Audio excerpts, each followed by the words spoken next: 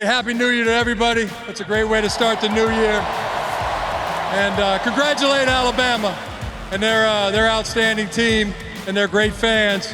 But you're right, you nailed it the first time. Who's got it better than us? Buddy. Well, Coach, there's one team that might have it just as good as you, and that would be the Washington Huskies, but they got it done. So did the Michigan Wolverines. Welcome to Always College Football. I'm Greg McElroy. It is early in the wee hours, about 12:30 or so, here from New Orleans, Louisiana. I just got through being a part of the broadcast team that did the Sugar Bowl. It was a tremendous blessing to have that opportunity, and I really am grateful to the wonderful people at ESPN for giving me this chance. I'm especially grateful to Sean McDonough, Molly McGrath, and Katie George, who were my partners in the show, and Phil Dean, Scott Johnson, our director. It was just such a fun thing to be a part of, and boy, were we treated to an incredible game. We're going to go through that game. We're going to go through Michigan, Alabama. We're going to talk a little bit about some of the other January 1st bowl games. So let's dive in. Let's not waste any time, and let's talk about what went down right here in New Orleans from the Superdome. I am literally in the booth here in the New Orleans Superdome. We just got through calling one of the greatest games I think I've ever witnessed. A game that at a moment, about a minute left, minute 20, we're all sitting there thinking, okay, a couple of runs, naturally, don't fight for extra yardage, don't do anything dumb, double over the football, no fumbles. That's really the only way you're going to lose it. As long as you can just secure the ball and get off a punt snap, you'll be in good shape. Well, and then chaos ensued, like it usually does in games involving the Washington Huskies. It was wild. It was not for the faint of heart, but it was tremendous resilience from both Texas and Washington to somehow make this a game there at the very end. He's sitting there, Dylan Johnson, their outstanding running back, gets hurt. It preserves 35 seconds of game clock. They would have called timeout or taken a delay of game to give them 5 extra yards, and they would have punted the ball and snapped it on the punt with about 15 seconds remaining, which would have probably landed around the 15, 12-yard line of the Texas Longhorns with maybe 6 or 7 seconds left in the game, and you'd have to go 85 yards to potentially win it outright. But the injury stopped the clock. Washington had to call the timeout because of the injured player. Texas declined the 10-second runoff. They get the ball back, kick-catch interference. Now they're out and going. They decide to double cover Worthy and they decide to double cover A.D. Mitchell. Understandably so, those are the best receivers for the Texas Longhorns, and Whittington, a guy that we told you in the open, don't forget about this guy. We literally did. The first thing we said about Jordan Whittington in the game was don't forget about this guy.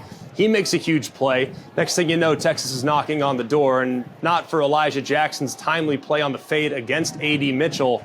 It might have been Texas Longhorns that steal this one away from the grasp of the Washington Huskies. It was wild, it was chaotic, but it was perfectly played at the end by Washington on the 4th down to swat the ball away in a Hail Mary-esque type of situation. And they will now head to Houston where they'll take on the Michigan Wolverines. A couple of thoughts on the performance. Michael Penix is unbelievable, guys. I've been saying it for weeks. We said this back in, probably September. I said this Washington team, and people laughed at me. I said this Washington team reminds me so much of 2019 LSU. They have a quarterback that is all-world. Naturally, Joe Burrow won the Heisman Trophy. Michael Penix finished second. They have 3 legitimate dudes at wide receiver. With Jalen McMillan now back healthy, he's the 3-headed monster, and they're almost uncoverable. And on the downfield passes, I mean, they were pinpoint accuracy. Texas' secondary, I thought, played pretty well. I mean, some of the throws that Michael Penix was executing, they were in windows that were about this big. It was remarkable the way he was able to layer passes and to get it up and over defenders and get it up and down the field. And his receivers are just outstanding. The defense, I think, for Washington, they've taken a lot of heat all year long, but they really are opportunistic. They forced a few turnovers tonight. They did a really good job of making sure Braylon Trice had an impact on the game. Hasn't had a ton of opportunities for sacks this year, but he has a couple in this game and had really relentless pressure on Quinn Ewers all night long. It was really a thing of beauty from Washington offensively and at times defensively. As far as Texas is concerned, you got to feel for them. The turnovers and just how stagnant they were in the third quarter is really ultimately what did them in. They have a terrific football team. They ran the ball with good efficiency tonight. I thought Quinn Ewers had some good moments in the game. He didn't take any unnecessary risks, but really in the first half, the offense, and really the first three quarters, the offense just lacked rhythm. And they were their own worst enemy, had a bunch of penalties. Looking at the monitors, they're turned off now.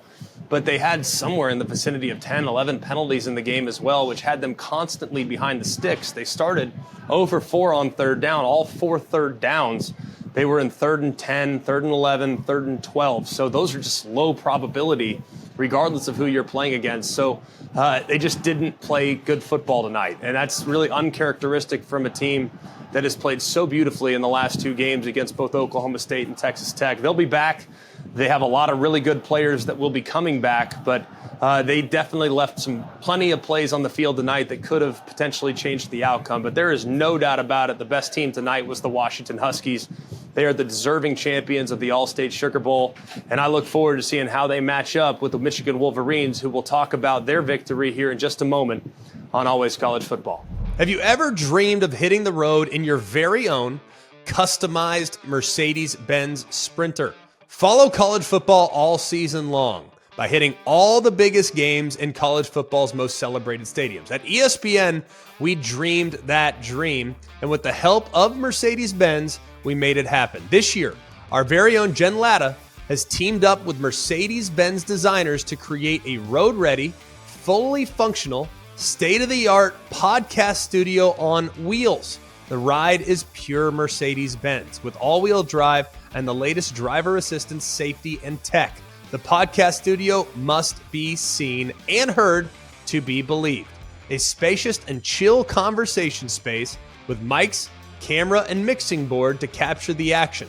On board, Jen Latta will be interviewing some of the biggest names in college football. All points to Mercedes-Benz for always bringing some extra. Out back of the Sprinter, they're innovating, pushing the science of the tailgate, complete with grill, cooler, TV monitors, and more. This is #VanLife meets the fan life. To get an inside look to this one-of-a-kind, blow-your-mind collaboration came together, visit mbvans.com/sprinterlabs. The Mercedes-Benz ESPN College Football Podcast Sprinter coming soon to a game near you.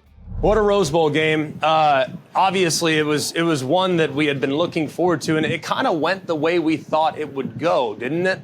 We thought it was going to be a game that was really reliant on great defensive play. Thought that there'd be moments in the game in which Alabama's patience would be challenged.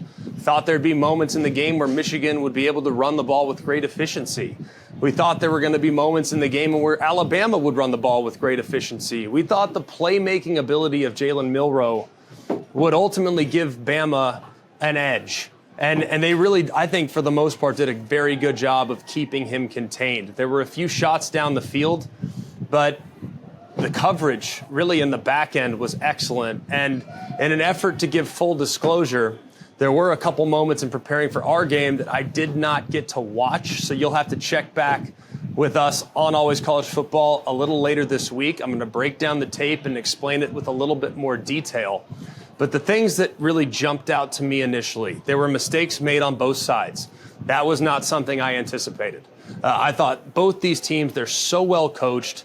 Neither team this year has made a lot of mistakes. Neither team this year has forced the football. And then sure enough, first play of the game from J.J. McCarthy, a near interception. They fumble the punt. They have other opportunities later in the game where there were really plays left on the field. J.J. McCarthy's legs were a big difference in the game from time to time.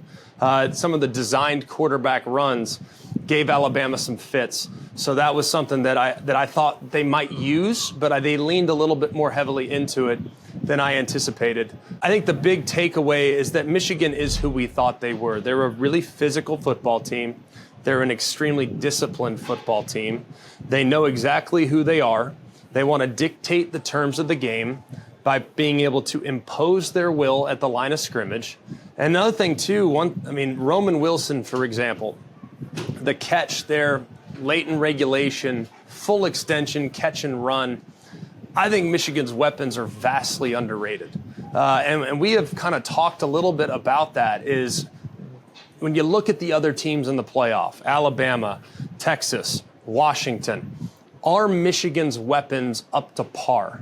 And I think that that's a reasonable question. That was something that we had talked about, and maybe that's the one thing they don't have when compared to some of the other guys. I'm changing my tune on that. I was very impressed. I know the numbers are not going to be gaudy. The numbers are not going to blow you away. But I thought the plan from Sharon Moore and Jim Harbaugh, taking advantage of Alabama's man coverage, getting some free releases by the running back on critical down and distance. They're basically extended handoffs. Just run the running back right into the flat. Alabama defenders get caught in the trash, and those guys are wide open in space where they can turn the corner and potentially create a big play. So like I said, congrats to Michigan. It was a well-executed plan. And on the biggest down of the game, they held firm on the interior. Now, I've watched that play a couple times. I have not seen it from an all-22 angle, so I have not seen all the bodies. But based on what I've picked up and the little bit that I have seen, there were options in that play that I think would have given Alabama a better chance. Alabama decided to go with Jalen Milroe up the middle, but that was really an RPO, and there were outlets that I think was a little bit a path of least resistance would have been going in that direction as opposed to running right into the teeth of the Michigan defense in a goal-to-go situation from the 2 or 3 yard line. So a missed opportunity from Alabama, but it was really well executed from Michigan. They were stout on the interior. That was one of the strengths of their team. Their defensive line, their defensive tackles, their defensive rotation is a big reason why they were in a position to play for a national championship. And then in the biggest moment of their season, in a 4th down, gotta have it situation for Alabama, they made the play and Alabama did not. So Michigan against Washington, and what should be a thrilling national championship game 1 week from tonight in NRG Stadium in Houston. I'm sorry, I just got through calling a crazy game. So I'm a little bit loopy at the moment, but it will be awesome 1 week from tonight there in Houston. Every college football season, Goodyear knows the importance of winning on the road. The road will always demand confidence, the confidence to handle whatever the journey brings and to perform under tough conditions. And just like the players and fans of college football, Goodyear is ready. Are you ready for the road? Visit Goodyear.com to find the right Goodyear tires for whatever road you're on this season. Goodyear, more driven.